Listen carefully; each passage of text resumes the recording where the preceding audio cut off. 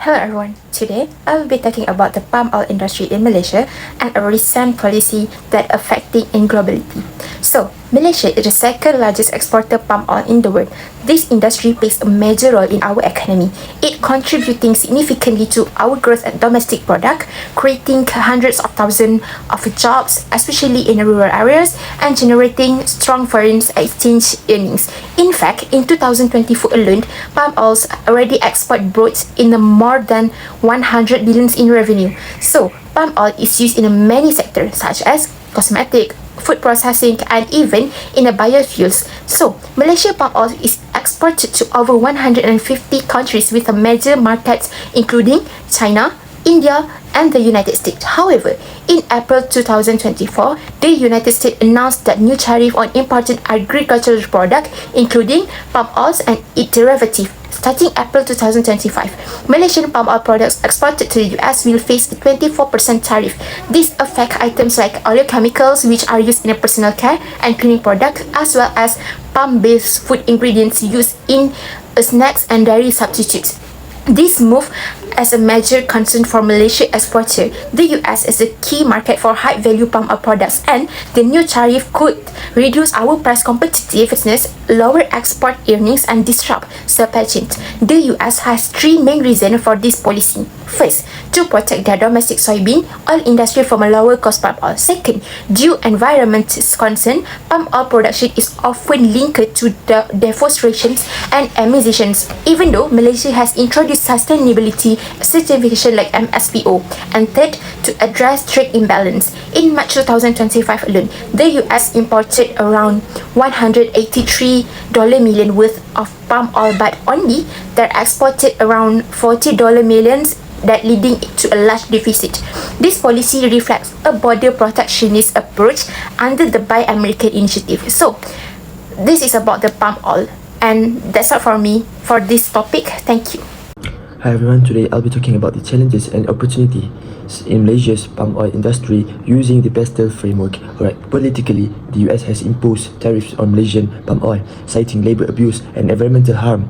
This impacts Malaysia's global trade, especially since it's close tied to Asia and China. In response, Malaysia is exploring new trade partners like India and the Middle East. Economically, palm oil is vital to Malaysia's GDP and provides many jobs. Tariffs may reduce exports and income, especially affecting small producers. However, palm oil remains cheaper than alternatives, and a weaker ringgit can help make exports more attractive.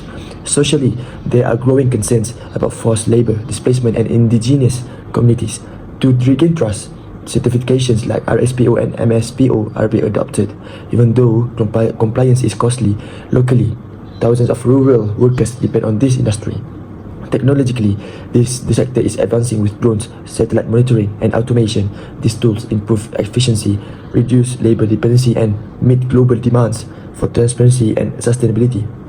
Environmentally, palm oil faces criticism for deforestation and emissions. Although Malaysia promises to preserve 50% forest cover and enforce green laws, weak enforcement raises doubts, especially with climate change affecting yields. Legally, US bans on imports due to forced labor claims underline the need to follow labor and environmental laws like the Employment Act and Environmental Quality Act. Non-compliance risk laws losing access to global market. To conclude, Malaysia's palm oil industry must reform, innovate, and diversify its trade strategy to stay competitive and responsible in global market.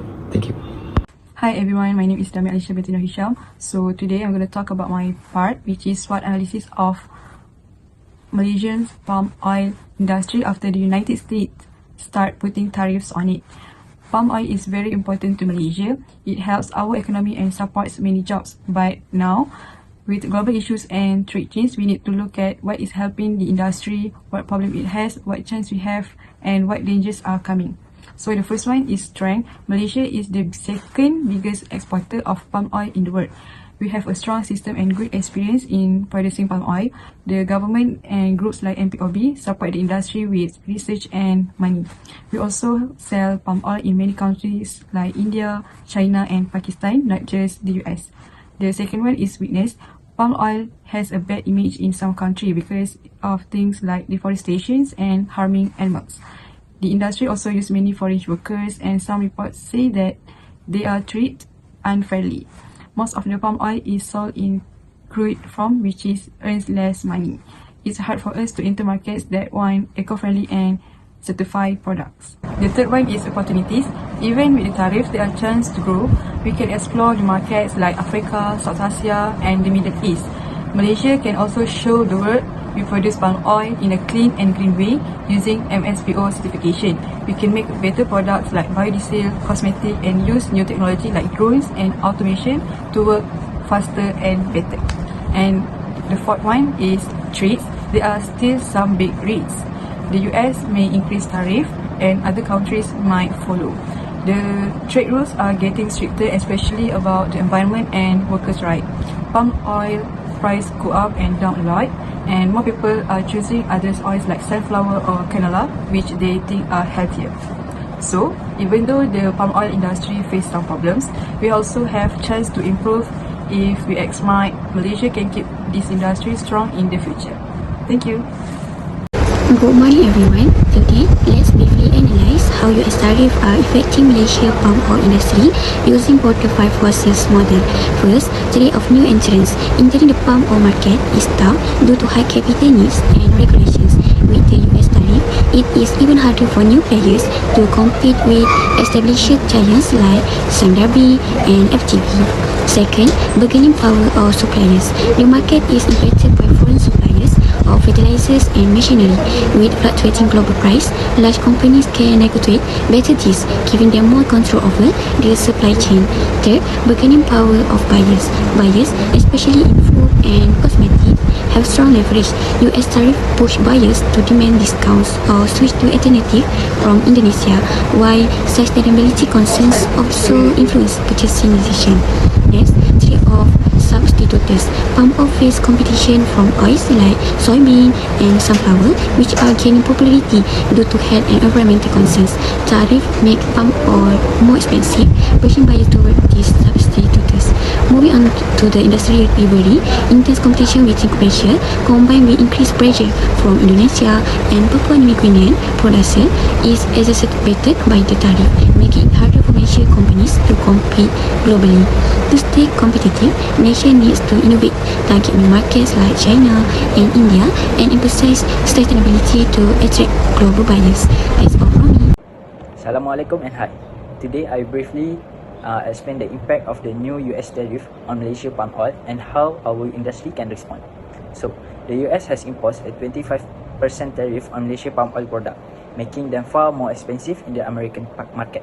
As a result, buyers are turning to cheaper alternatives like soybean or sunflower oil, or importing from countries with a lower tariff. This weakens our competitive. Malaysian product, especially Malaysian producer, especially smaller manufacturer, are now under pressure. They either have to lower price or absorb the cost, both of which reduce profit margin. On top of that, environmental and labor concerns linked to palm oil are adding more barriers and damaging Malaysia's reputation globally. To stay competitive, we propose 3 practical strategies. First, diversity our export market instead of relying heavy on the US. We can target countries like China, India, and Middle East, where demand is strong and tariffs are lower. Trade agreement like RCEP also help us reach new market more easily. Second, rebrand Malaysia palm oil as ethical and sustainable by promoting certification standards like MSPO and RSPO and working with NGOs for verification.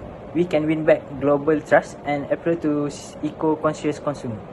And the third one, embrace modern technology. Using smart farming, automation and blockchain can improve efficiency, reduce cost and increase transparency, all of which help us stay strong in a high tariff environment. If tariff was, we must adapt by producing value-added product like biofuel, soap and bioplastic, and consider setting up processing hub in countries like Mexico or Canada to bypass US tariff legally. At the same time, strong collaboration with the government is essential for trade support and digital transformation. In conclusion, this challenge also presents an opportunity if we act quickly and wisely. We can turn this crisis into a change of growth and become more competitive globally. That's all. Thank you. Assalamualaikum and hi everyone, I am BAIHAQI. Today I will be sharing my part of our group assignment on minyak sawit or palm oil, specifically focusing on my part of the reflection, long-term strategy and the team appendix.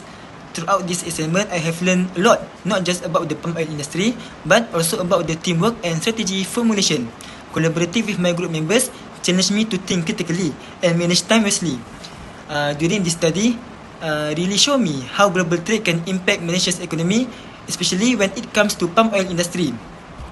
So the US recently placed tarif on our palm oil industry. They saying it's about environmental and labor concern.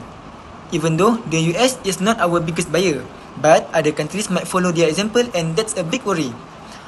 Okay, one thing I learned is that our industry is too dependent on just a few export markets. So companies need to diversify, not just in where they sell, but also in how they operate. That means better supply chains, more products and stronger partnerships. We also need to show the world we take sustainability seriously. Things like Roundtable Sustainability Palm Oil, RSPO, certification and being transparent in how companies work are no longer optional. They are necessary. Okay, for our long-term strategy, we focus on ensuring that the palm oil industry remains sustainable and competitive. We suggest a few key strategies to help the industry stay strong. First, Malaysia should team up with other ASEAN countries like Indonesia and Thailand to form a united front in global palm oil trade. This will give us a stronger voice and help set regional sustainability standard. Okay, next, we need to shift toward a circular economy. That means using waste like palm biomass to make useful products such as biofuels, fertilizers and even animal feed. This helps the environment and creates new income and job opportunities. Okay, by doing this, Malaysia can become a leader in sustainable palm oil, not just a supplier, but a global innovator. Okay, lastly, for the team appendix, our team work closely together. We divide our tasks based on individual strength and held regular meetings to ensure progress. I was responsible for the reflection, long-term strategy and the team appendix, and I am proud of the work we accomplished together. That's all from me. Thank you for listening.